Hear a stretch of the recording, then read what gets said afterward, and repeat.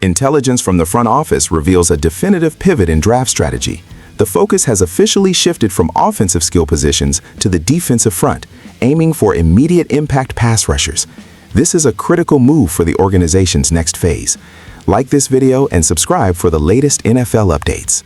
The Super Bowl confetti has barely settled, and the league calendar has officially flipped to the offseason, shifting the entire focus of the NFL to the upcoming draft. For the Chicago Bears and general manager Ryan Poles, the latest intel suggests a definitive pivot in organizational strategy. Fresh data from Pro Football Focus and consensus reports from leading draft analysts indicate that Chicago is poised to aggressively target the defensive side of the ball in the upcoming selection process. This aligns perfectly with the whispers coming out of Hallis Hall regarding the next phase of their rebuild.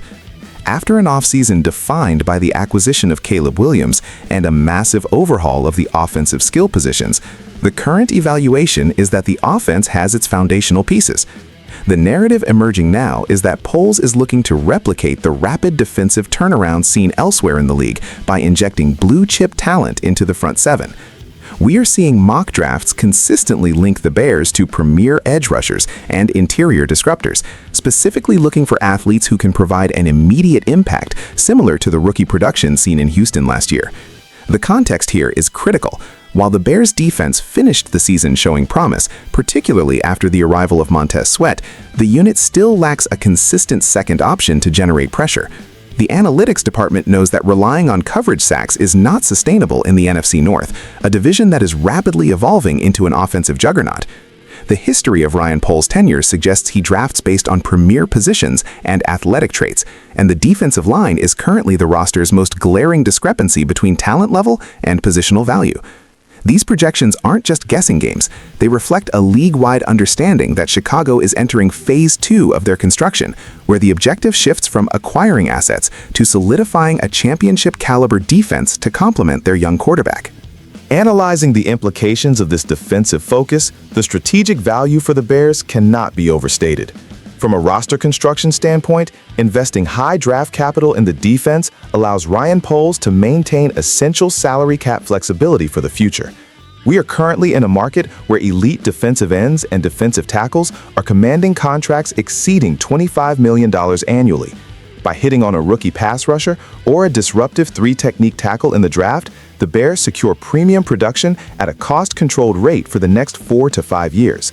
This is the exact formula successful franchises use to maximize the Super Bowl window while their quarterback is still on a rookie deal.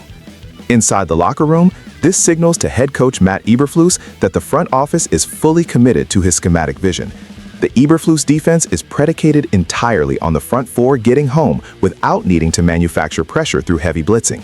Without that organic pressure, the scheme remains vulnerable, as we saw in critical third down situations last season. Adding a premier talent to the defensive front changes the geometry of the field, allowing the linebackers to flow freely and the secondary to play more aggressively on the ball. My verdict on this projected strategy is that it is the only logical path forward. You simply cannot win consistently in January without a defense that can disrupt the quarterback in the fourth quarter. The Bears have the offensive firepower. Now they need the defensive teeth to match it. This is about transforming from a team that hopes to compete to a team that expects to win the division. As we approach the Combine, I want to hear from you. Do you agree that the defense should be the absolute priority, or is there still work to be done on the offensive line? Make sure to subscribe to the channel right now for daily updates as we track every single move the Bears make this offseason.